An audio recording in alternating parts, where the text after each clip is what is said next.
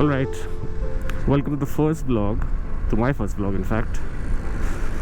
And we depart from Manali right now. We are heading towards Atal Tunnel. Tried coming in December, but yeah, of course it was snowing, a lot of black ice, and by God's grace I did not go on the same day when I planned to go. But same evening it snowed heavily and a massive pileup of cars, vehicles throughout the entire area of Atal Tunnel. Yeah, and not to forget, it's really cold when you come in end of December, so just be prepared for that. So just a bit background how I reached here. The usual route I take is I come by road from Mumbai itself. The first stop is at Udaipur, closely around 800 kilometers from Mumbai. It takes around 12 hours precisely, and the second stop would either be Chandigarh or Delhi, depends on which route you're going to take. But this time we didn't come by road. We sent, or rather shipped our bikes via road from Mumbai to Chandigarh. I'll give you further details on how that step can be done. It's pretty easy in fact, and costs a bit more, but the hassle of riding for 2 days continuously, and especially during these summers, that's something that I did not choose to do this time, because I've already done that a year ago, and that's not a favorable one to actually go with. There were a couple of uncles who were selling some gloves, so that's when I realized I wasn't wearing mine. You'll find plenty of all these adventure sports. There's zip line, there's river rafting, and here and there stuff. I for one I'm into all of these things, but not while I'm riding. Damn, that's crowded. These outfits are precisely to go to all these places like Sisu, where you'll find a lot of snow. Okay, gotta be careful. These are rainwater. So what I've always heard is that the landscape on the either sides of Atal Tunnel are poles apart. I mean, both are quite beautiful, but they say that the Lahul side is actually much more beautiful. Okay, gotta get used to these rocky roads. Yep, and we're finally here.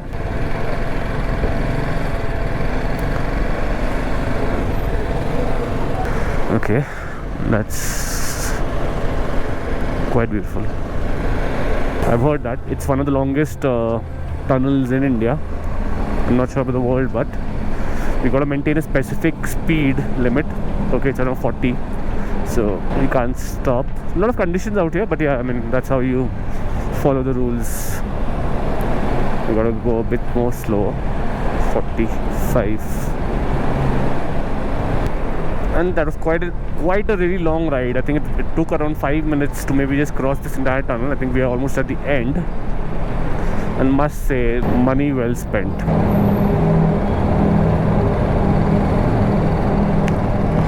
Holy shit.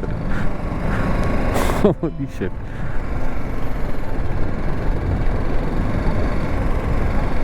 Yep, rightly said. Like, the tunnel is just the opening to another portal. Yep, and all people taking pictures. So on the right is a way to go to Kaza, Spiti, which is on our agenda, but depending on how severe the road conditions are, we need to, but we'll take a call. But we are heading towards Darcha. Let's see what can be done. I think the first stop right now should be for a breakfast, and there's a lot of snow that's melting, and you can see on that part, if I'm pointing it correctly, there's a stream of water that's flowing alongside what I think is snow. Yeah. Alright, I think now officially the trip begins.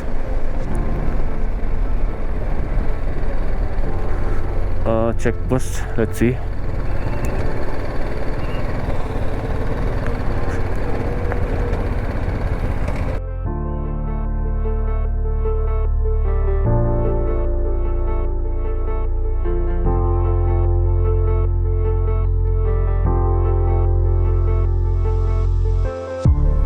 From Keelong till Leh, which is almost around 350 kilometers. There are no petrol pumps in between.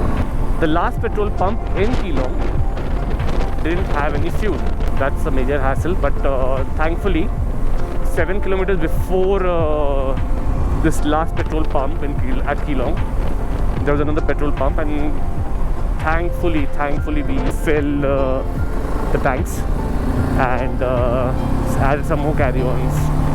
So in totality, apart from a full tank, okay, we also have around 4 liters with us. Honestly, my bike, I've got a smaller fuel tank here, and the bigger issue is that this fuel tank lasts for only around 250 kilometers. That's a major challenge for me, but yeah, with that additional fuel that I have, that'll cover around 80 odd, 90 odd kilometers. That would be the savior. A very important point, I mean, don't wait for the last petrol pump or even the second last. I mean, when second last, considering that the last one didn't have, I mean, it was a wild risk to actually take at the second last petrol pump. So almost reaching Baralacha. There's some army trucks that were stuck on the road, so we had to halt for some time. That's the view right now. And then there are extreme enthusiasts. Now see this gentleman. Amazing.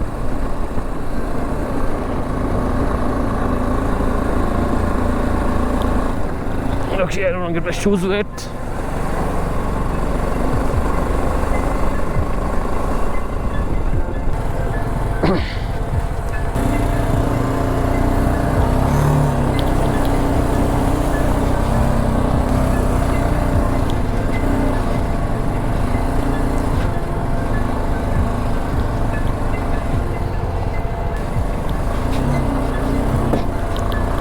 Oh, that's gonna hit hard, that's gonna hurt.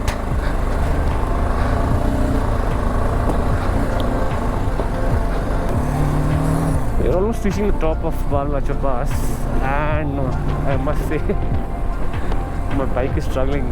There's barely any pickup. But yeah, when I get some leverage, right? I mean, when it's a slope or anything, right? That's when I see some pickup.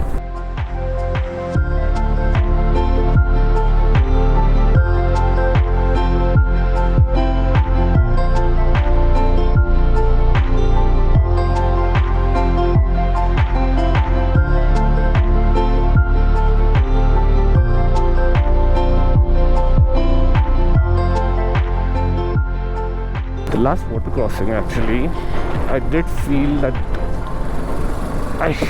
see again. I think the forks are messed up. I hope it's not damaged. That's all.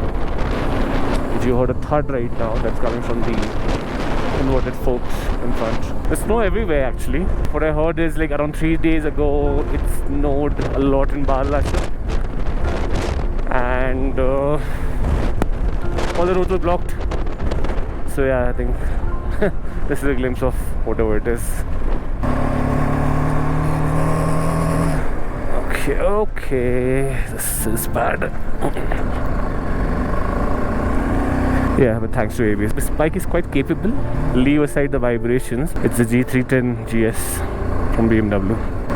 One of the key agendas to our trip is to see the Milky Way. We got some good spots actually planned out.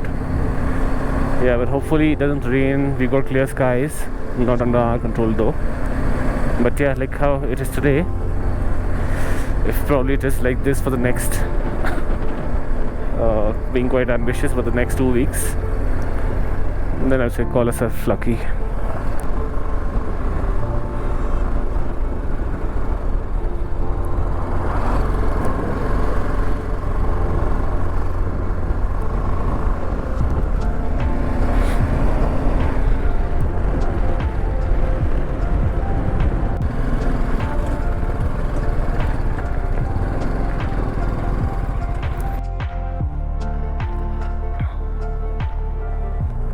This is Suraj Tal. Actually, it's frozen. But yeah, beautiful.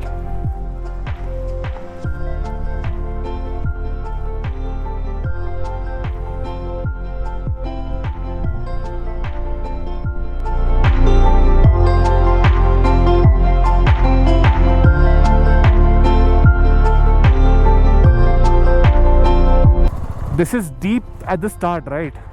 Okay. So one stretch mein pura. Yeah. Don't get your shoes wet. I think go from this patch. Yeah, go from this patch. Oh, come on.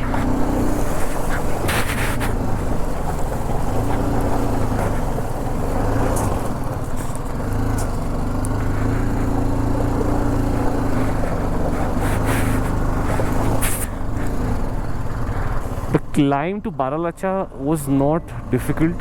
I won't say not at all. The descent is actually quite fatal. There's some parts, I mean, my GoPro, the battery died. But it's essentially a lot of water crossings and roads like these. Yep, again, on the stretch with some really big potholes and no roads.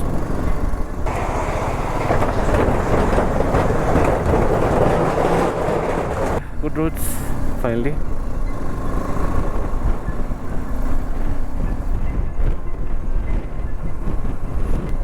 I'm not sure what this area is, but it's below Barcha Pass and on the way to Sarchu. And look at these majestic mountains. Also, what happened earlier at the frozen lakes, and I just parked my bike. I was wanting to change the battery of the GoPro, and suddenly from the top, so luckily my friend saw it, so suddenly from the top, a small boulder just came rolling down.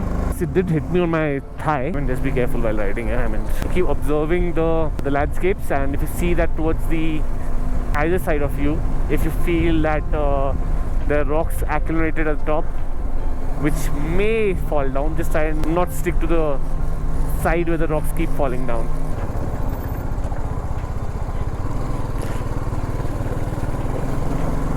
So it's all because of these guys that others are able to ride or drive safely. You can't give enough credit to them. I think I'm going to stop at Sarchu. We'll stay there and probably head out to Leh tomorrow and stay there for the day.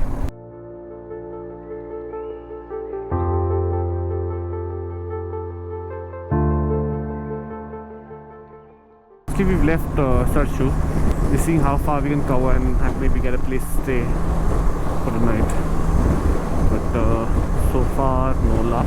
Plan B is, if you don't get a place, say the next 20 minutes or something, we'll probably head back to Sarchu. The worst part is right now, there is no connectivity at all. The only network which is there is Geo, and we don't have Geo. So we decided to go back to Sarchu. Actually,